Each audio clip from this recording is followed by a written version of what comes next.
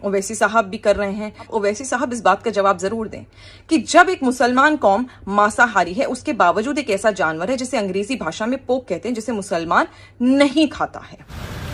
आओ रे, सारे यूट्यूबर एक तरफ और तुम्हारा भाई एक तरफ। अस्सलामुअलैकुम दोस्तों, कावड़ यात्री अपना सफ़र जारी रखे हुए गंगा नदी से ये लोग पानी लेते अपने शोल्डर्स के ऊपर इन घड़ों को लटकाते हुए मुख्तलिफ मंदिरों तक ये लोग पैदल चलते हुए पहुंचते हैं। 250 किलोमीटर के करीब रास्ता होता है। उस रास्ते के ऊपर जो लोग भी कारोबार करते हैं उन लोगों से कहा गया था कि आप अपना नाम लिख कर लगाए फलों की दुकान पर या फिर आप जो भी कारोबार कर रहे हैं उस दुकान पर। लेकिन इस पूरे वाक़े को लेकर एक बहुत ही बड़ा अपडेट आ चुका है। ये याचिका लेकर सुप्रीम कोर्ट लोग पहुंचे थे कि ये ऑर्डर सही नहीं है यूपी गवर्नमेंट का। उसके बाद में अभी सुप्रीम कोर्ट का फैसला आ चुका है। सुप्रीम कोर्ट ने कहा है कि किसी भी सेलर को फोर्स नहीं करना चाहिए कि अपना नाम अपने स्टॉल के आगे लिखकर लगाए। यानी कि यूपी और उत्तराखंड की गवर्नमेंट के खिलाफ सुप्रीम कोर्ट का ये बहुत ही बड़ा फैसला आया है। लेकिन कल एक वाकया पेश आ गया जहां पर कावड़ यात्री रास्ते में तोड़फोड़ करते हुए नजर आए।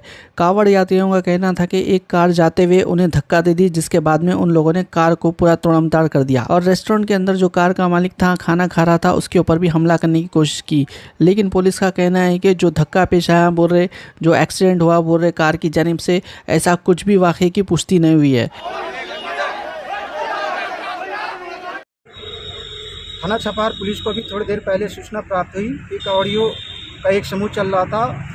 कावड़ खंडित होने की बात पर उनके द्वारा एक चरपहिया वाहन को रोककर उसके साथ तोड़फोड़ की गई है। इस सूचना पर तत्काल थाना छपार पुलिस मौके पर पहुंची।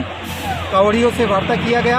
वार्ता क्रम में कहीं भी कावड़ खंडित होने की पुष्टि नहीं हुई। बहरहाल जिस संख्या के आधार पर जिस गाड़ी के साथ तोड़फोड़ की गई थी, पुलिस उस गाड़ी को कब्जे में ले ली है और उस गाड़ी के वाहन चालक और बैठे लोगों का पता कराया जा रहा है। घटनाक्रम यहाँ ढाबे के पास सीसीटीवी लगी है। डीवीआर से पूरा सीसीटीवी फुटेज लिया जा रहा है। मौके पर कानून व्यवस्था सामान्य है, हाईवे चल रहा है और यहाँ कोई समस्या नहीं है।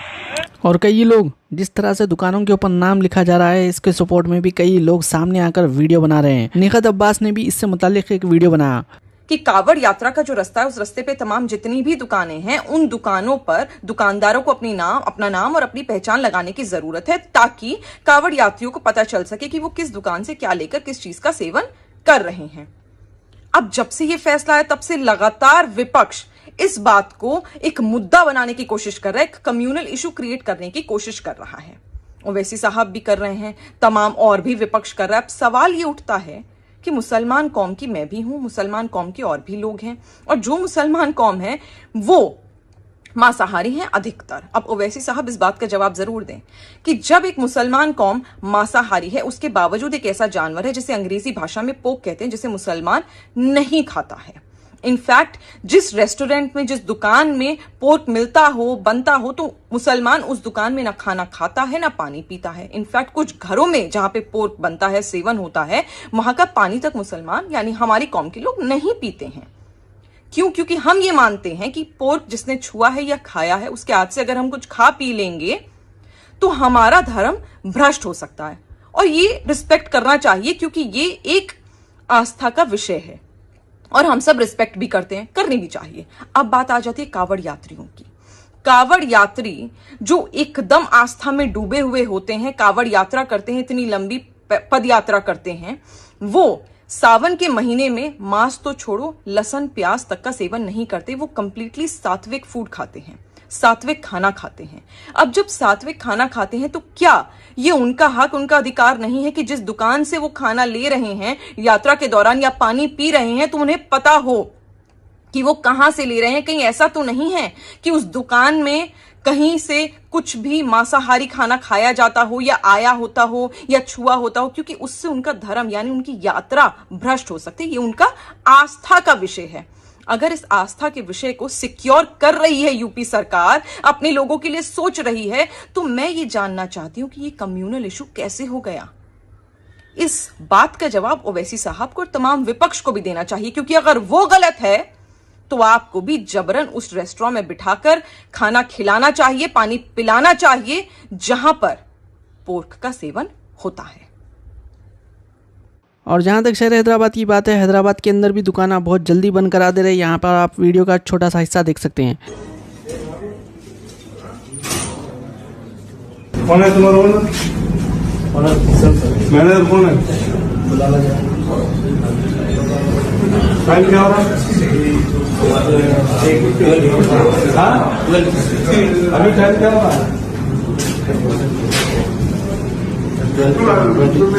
हाँ, कितना बजे बंद करना है? कौन बोले 12 बजे? ये बार है, वाइन्स है, नहीं सर, क्या है ये?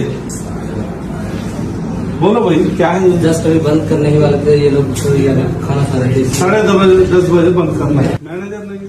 मैनेजर पता नहीं कहाँ पे गया। तो क्या कर लो, लाइट साफ कर दो। ठीक है सर, 2 मिनट।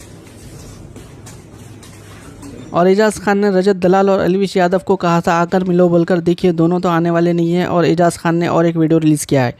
और अरे सबसे बड़ी बात है, मैं तुमको बार बार बोल रहा हूं, मैंने ये बात बोली थी कि जो मुझे रोस्ट करेगा मैं उसकी बजाऊंगा। अब तुम लोग सारे ही रोस्ट कर रहे हो तो सबकी बजाऊंगा। बेटा बजाओ, क्योंकि पठान जब देता है तो हिसाब नहीं करता, और जब लेता है ना तो लिहाज नहीं करता, याद रखना। यूपी और उत्तराखंड की गवर्नमेंट के ऑर्डर के खिलाफ में जो सुप्रीम कोर्ट का फैसला आया है, देखिए उसके खिलाफ लोग सोशल मीडिया के ऊपर लिख रहे हैं, खासकर राइट विंग के लोग।